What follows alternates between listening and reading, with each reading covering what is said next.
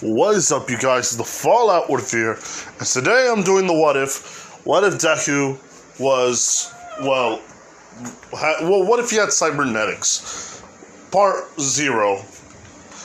And you guys were wanting me to do what if Deku took the mantle of freaking Scorpion. Not only that, you also wanted me to do the older what ifs, and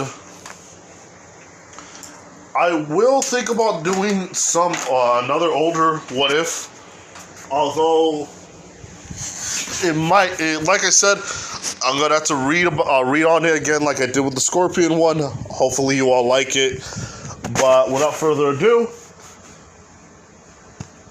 what was I going to say? Hold on here. Sheesh. Oh, sheesh. Hold on here. Oh, yeah, I saw a black cat yesterday. It was adorable. It was so adorable. I loved it. And if you like cats, comment down below. But anyway, we start off at the age of, you know what? Let's say 3. Because, oh shit, sorry about that. There we go. We start off at the age of 3, when Deku met Mei Hatsume and Melissa Shield. Now, it's a strand of fate that they met each other, because Deku and the two girls were pretty good friends. They started to become friends after, like, you know, after Mei was trying to make something out of wood and a piece of a piece of metal. She tried to make some kind of like little invention, but it didn't work. Melissa is actually a friend of Mei's, and the reason why Melissa is basically with Deku and Mei is because David Shield bought a house in Japan instead of just putting her in like that facility all the time, where usually it's just not a lot of older kids and it's just a bunch of adults. He decided, why not just give her like a place where she could stay, and like there would be like I guess a butler or a helper to help them out. And Deku was pretty excited for those two to be talking to him, because nobody talks to Deku as a little child. Nobody actually did. Like, he was usually the one following them. So it kind of sucked on how Deku never, like, you know, had that great childhood that he wanted, or that he at least deserved. Because the way he's going to have cybernetics is he's going to lose a couple limbs here. And not just mentally, or hypothetically, no, I mean physically. So, how does he lose his legs? Or arms? Or eyes? Who knows? It's just a whole amalgamation of stuff. But, at the age of 7... No, wait. At the age of 7, yeah. He lost the fight with Bakugo, because Bakugo was bullying Melissa. Well, her calling Mei a weird a weird-eyed person, like creepy eyes and all that stuff.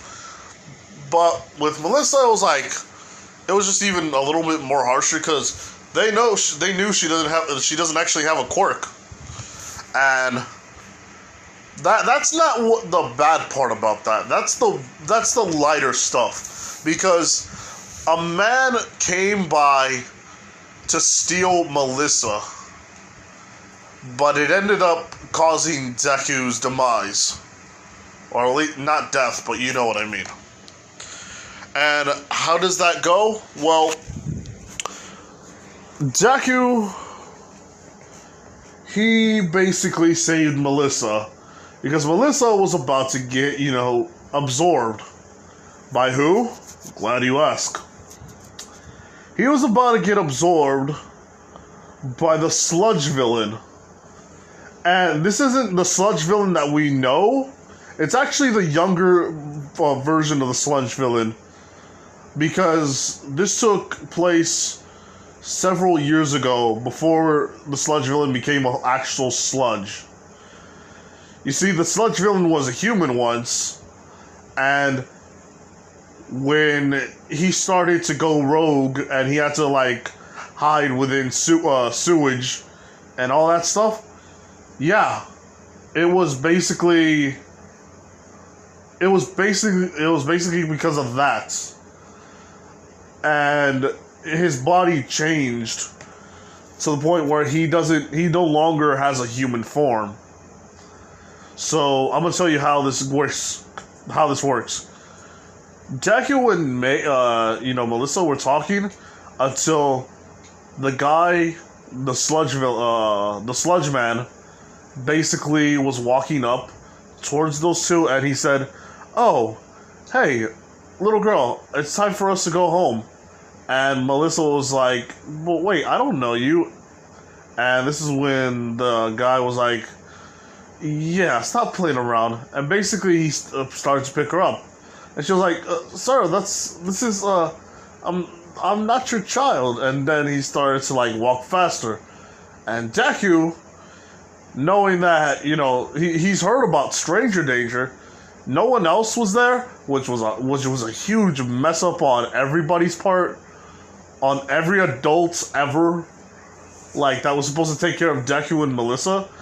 May and freaking Deku, they basically knew that this guy was not her dad, because she started crying and she says that she wanted her father. So Deku and May actually just ran up to him, and what the sludge man was going to do was talk to her, and probably technically he was going to do a lot of terrible stuff. When I mean a lot of terrible stuff, I mean a lot of terrible stuff. And Deku was seeing that the guy was going to attack, was going to steal her, and he was going to his car. So he basically grabbed his leg and basically like pushed down his knee with all of his strength. And the guy didn't realize it until it was too late, and Melissa fell. She had like a cut on her cheek, but that was pretty much okay. Deku got up, and he felt kind of wobbly, and May basically got a stick and whacked the guy in the head. And this is when the sludge man was like, "Ah, sheesh." And then he basically got mad. He said, "You little brat," and just pushes her away. And she actually falls to the floor. And Deku got scared, but he realized that that's her friend. That May is her friend. So he got up and basically went and bit him on the freaking leg. And this is when the sludge man was like, "Alright, I'm not going to get hit with a stick and bitten by you too." And what happens is he basically uses sludge already. And Deku gets basically kind of trapped. This is because the sludge man is actually basically absorbing Deku, but while he's absorbing Deku, the acid inside the stomach, the acid that he's already having inside of his stomach is already activated, so it's burning Deku's legs. Well, it's technically doing a lot more because it's a little bit more like corrosive than the average human, because it's a sludge man, you know what I mean? It's sludge man. So Deku was crying out in pain because his legs were actually being eaten alive. And Deku actually tried to like move his legs and try to push the guy, but he was trying to push his stomach because the stomach is basically pulling Deku in. And not only that, eating him alive. But he tries to push the stomach, and his hand is now gone. His hand is burning, and all that stuff. So Melissa and May wake up. Well, technically, Melissa woke up first, and then May like got woken up by Melissa, and they saw what's happening to Deku, and Deku was like crying out in pain. And not only that, he's crying for his mom, and not only that, he's having a panic attack because Deku's body is getting like hurt. And basically, what happens in the end is, what's happening is the Sludge Man basically comes closer to Deku, and this is when he says, "You may have saved your friends, but in the very end, it costed you your life." And basically, after that, he was like, "Hopefully, you accept this as an apology," and basically stabbed him in his eye. Now, Deku was trying to he bit the Sludge villain while he wasn't paying attention, and he should have been all sludge, but he was kind of an idiot. So the guy basically grabbed Deku because that actually hurted him, because he wasn't paying attention and he wasn't acid or he wasn't sludge at the moment. So basically he kind of choke slams him. He grabs him and throws him on the ground, actually throwing him on one of the park equipment, like the playground. And basically he actually cracked bits and pieces of his spine. And it was not just one place, it was like multiple places. So Deku is right there, like he's pretty much like in possession and like the possess mode, where his feet are in the ground, are basically not touching the ground or whatever. He doesn't even have legs, but it's like he's like arched back. His back is arched, and he's looking up in the sky. And Deku has tears in his eyes. May and freaking Melissa are trying to help him out, but the sludge villain is starting to come closer. And all Deku thinks in his head is that he wishes that he was like All Might. Basically saying all that, he was like, I really want to save these two. And deep down, his soul is just like, it's terrified because of what just happened to him and what could have happened to Melissa. Even though he knew he didn't want it, like, even though he didn't want it at all, and what I mean by want it, I mean, I actually forgot, I kind of like tongue twisted myself there, but he is glad that he at least saved the two girls, because he would have felt sad if he didn't. In the very end, Deku is just blacked out. Now, Deku is just having a blank face. His eye is bleeding. His legs are already gone. And when I mean legs, I don't mean like his like full legs. I mean like up to his calves. It's already gone. And not only that, Deku, well, how do I say this? He's pretty much having basically tears in his eyes, and it starts to rain even more. Because it is raining now. Because it's one of those anime moments where the rain has to come. Deku is just like feeling a sense of peace that he did one heroic thing. Oh yeah, and the reason why the sludge villain is stopped and not hurting them is because of the whole fact that heroes started to come and help out, and the sludge villain basically was gone, and he started hiding, and that's why he is who he is. So yeah, a little bit of a backstory right there to the Sludge villain. We never actually had any backstory with him, so it's kind of good. I'm not saying I'm the first one, but I feel like my hypothesis could be correct. Could be. I'm not saying it is. Well, you know, it's me, so it probably is. But either way, Deku is not seeing a thing. And May and freaking Melissa are crying their eyes out. They're bawling. Because, well, first of all, May's father, he's heard what happened at that time.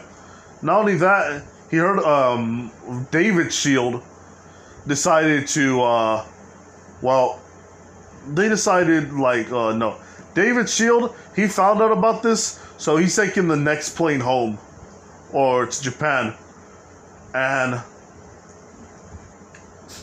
several weeks go by and Deku is just looking around in his head. He's thinking to himself, what could he have done right? Why couldn't I just save them? I wonder if they are safe still. I tried my best, but I knew it wasn't enough. And this is when a part of his head is saying something.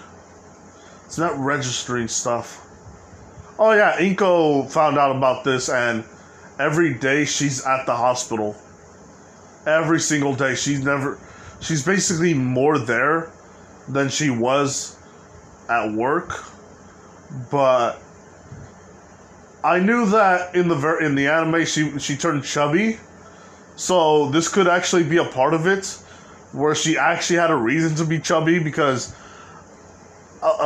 some of you do have that kind of have a boner for the mother.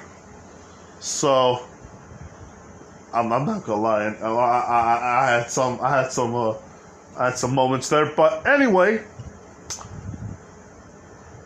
Deku is hearing stuff in his head, and he's looking at numbers and letters and stuff, and he's not understanding any of this at the moment. But all they hear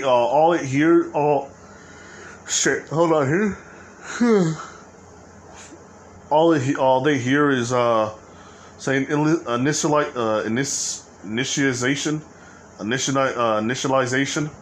Yeah, initialization. Name Izuku Midoriya. Age 7. What's called multiple injuries. Legs, arm, eye, parts of the brain, spine. And this is when Deku is thinking to himself, he's thinking in his mind saying, wait, what are you? And this is when the AI says, greetings, I am Zero.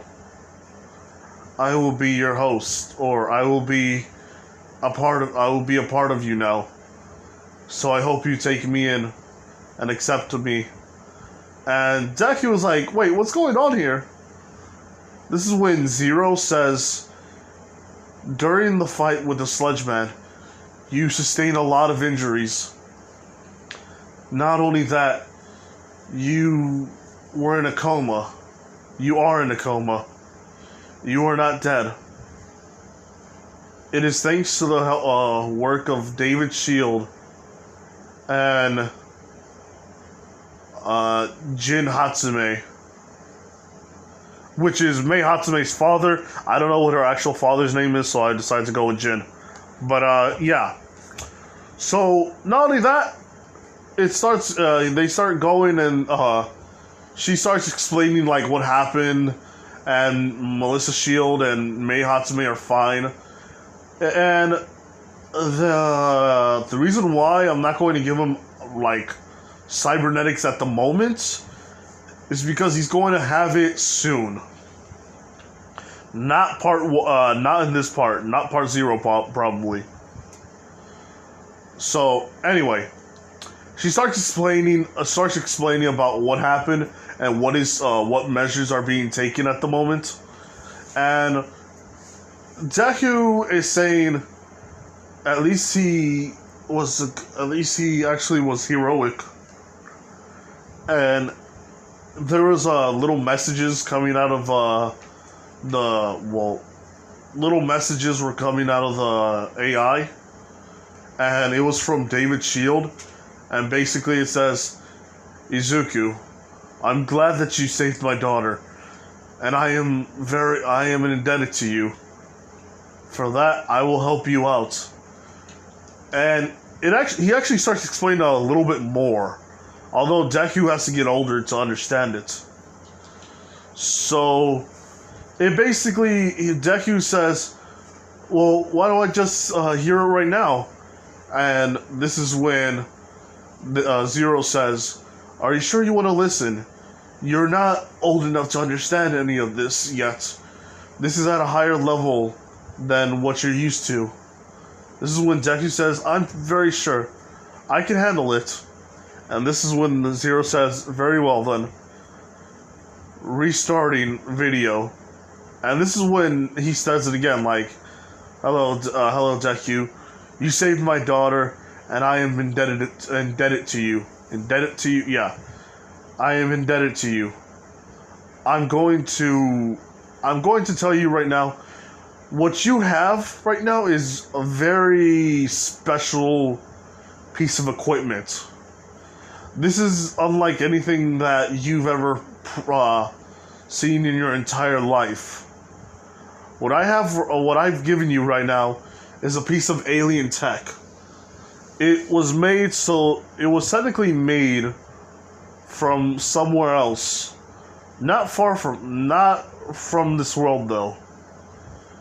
You see, we decided to check out some stuff, but it turns out we couldn't just automatically give you everything yet, so we're not going to worry about that at the moment. And this is when Deku just keep hearing what he's saying. It's like, you also have something called cybernetics, and yeah, you're going to have to get used to that. I gave you I gave you an AI named Zero. She has a fun personality, but she's starting to warm up to you. Well, because of us. And this is when the video shifts to somebody else, and it's actually Hatsume's father. And he says, "Izuku, you saved my daughter, and I am indebted to you as well. For that, I will help you out. Like Mr. Shield said, he's giving you cybernetics, and not only that, we reverse engineered the alien tech that was that we found, and decided to give it to you. Sure, this costs millions and millions of dollars, but you saved our daughter's lives, and it's only right that we at least return that favor, and the suffering that you earned, or the suffering that you've got that has happened to you. So, without further ado, we're going to work on something to help you out. And young man, hopefully, if you're ever actually in a need of help, you can always come to my establishment, and we can talk shop or anything else that you need, because there's no money around the world that could buy my daughter's life. But you sacrificed your limbs and your bones to save her. Which technically didn't happen, but in the very end, Deku did try to save Mei from, getting attacked first, since she did hit him with a stick. So, the Deku is saying, well, that's very nice. They thanked me. This is when Zero says, Master, do you not understand what they said? This is when Deku says, no. I didn't understand. This is when she says, alright, I'm going to put this in simple words. They are very thankful for what you've done. And they are sad that you were very hurt. Not only that, they owe you a lot. They owe you so much for saving their daughters. So that's pretty much what sums it up. I would tell you about the alien tech, but you're not ready for that yet. So right now, I can do pretty much anything that you need me to do. You name it, I can pretty much do it in this reality. And Deku says, reality? But aren't I alive? Yes, you are alive, but at the same time, you're not. You're in a comatose state, which you're going to wake up very soon. And this is when we're going to cut to Inko. Inko talks to Hisashi, and they're basically sad, and not only that, they don't know what to do with Deku. How are they going to take care of him? How are they going to, give him a good life? And this is when David and Hatsune basically talk to Deku's parents, and they said that they can give him not only could they give him money like every month, but they could start working for their companies. And they're like, Inko can work as like an attendant, and not only that, as what is the word called? She could also work as a hostess, or like an not accountant, but like she could work front desk. And not only that, freaking Inko's dad, not Inko's dad, freaking Deku's dad, is getting offered a job to do business work stuff over there with Hatsune's dad.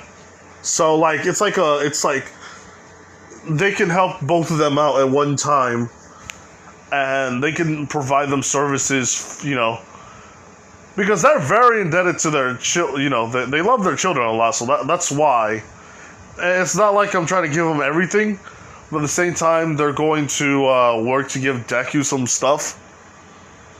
Like right now, like in 5 months, Deku wakes up, and he's actually thinner than he once was.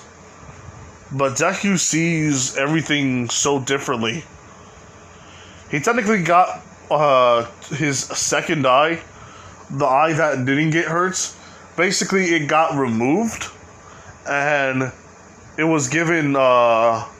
It didn't get removed, but like they enhanced parts of the irises and all that stuff so he could see better. But the eye that got injured, yeah, it's already gone. Like the guy, freaking the sludge man basically popped it out. He stabbed into it. So yeah. Now, what happens? Deku wakes up, and yeah, so he's seen everything. But what's weird is the part of his eye that's like the cybernetic eye that he has basically sees everything. And it starts like giving little details like there's a TV in front of you, there's an AC, there's a computer, there's sheets, there's your bread, these are your feet. Oh, my bad. Stumps! All that stuff. And Deku is basically looking around, and he says, "Where's he at?" And this is when she says, "You're in this such and so hospital." And this is when Deku looks at Inko, and Inko's sleeping right now. But Deku's dad opens the door, and he basically looks around, and he sees basically Deku, and he drops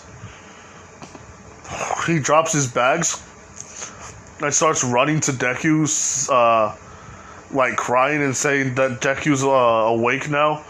And Inko wakes up, and then she sees Deku, and Deku's smiling, saying, "Hi, Mom, how are you?" And this is when she starts crying and basically saying, "My Deku, it's finally you. I'm so happy. You know how worried I was. You were going to, you know, how do I say this?" She says she does what every mother does, or not, at least 60% of good mothers do. Basically, worrying about their child and, crying and all that stuff. And when I meant sit down, I shouldn't have said that, because Deku found out about his back, and yeah, he can't get up. So he has to basically move a part of his, he has to move the whole body part of his back, like from the base of his back, and so that way he could actually sit up and like look around. Even looking with his neck is not even possible nowadays. So at this moment, Deku is pretty much okay. He's not actually, doing anything bad, but when Deku saw Inko and Hisashi, and he realizes that now that he's awake, he's pretty much seeing his feet and his what's left of his arm. He starts crying. He starts crying because he feels like now he can't be a hero anymore. But like I said, the second part will be fun. Now, as Deku gets older now, we start going through different parts of the timeline, such as when his first his 8th birthday. His 9th birthday. He actually gets himself a wooden automail, which doesn't actually work as like regular automail would do, or not regular automail, like cybernetics, because they haven't advanced it to the point where it's actually a human arm. It's just basically an arm that moves like a regular arm, but really it's clanky. It's like basically bulky and all that stuff. Not only that, with his legs, he has this. Sheesh. My bad. He has this right there. And this is given to him, and it's like attached to his like legs and stuff. So when they put it in, it's Deku is able to move around. Not only that, it's also built with springs and all that stuff, and fiber works. Let's see. Oh yeah, it's also made with a little bit of with some like robotic parts of the limbs, so that way sitting down or standing up won't be as hard. Not only that, he can jump without having to put so much strain on his legs. He can or his stumps. He can pretty much just do it by controlling his cybernetics. So yeah. But what I'm going to give him is actually even better than I thought before. But, yeah. So, oh yeah, I forgot. Deku's eye looks like that. If you see, like, what you see on the screen right now, it looks like, there's like a metal part of his eye that's not like that, but it is black and it has red inside. And the other part is red too, because Deku's eyes are red. There you go. Perfect. Good explanation, me. Oh, thank you, me. But anyway, so yeah, he starts walking around and stuff, but he does have a back bracer that basically makes him not look as awesome. But May and Melissa tell him that they're going to go with their fathers for years, for a couple of years, and Deku feels sad about this. But May and Melissa say they're going to give him a surprise one day. Once they get better at what at their craft. This is when Deku is wondering, what do they mean by that? So Deku doesn't talk to Bakugo. It's pretty much the same thing as in canon, but Bakugo doesn't bully him harshly because he heard about what happened that day, and he thought to himself that he's not going to hurt him. He doesn't like him, but he knows he's not going to hurt him. He's not even going to be annoyed by him. He's pretty much going to take him seriously because he feels that bad about his life. He pities him to the highest extent. So, not only that, Deku is pretty much just, doing his own thing. And he is working out and trying to, balance himself because he doesn't want he doesn't want to rely on too much on his robotic self, because he wants to at least rely on his physical self. Now, after all that happening, I'm going to leave it off here, and because this is just pretty much the epilogue. Now, if you guys liked it, like, comment, do subscribe to the channel here, people.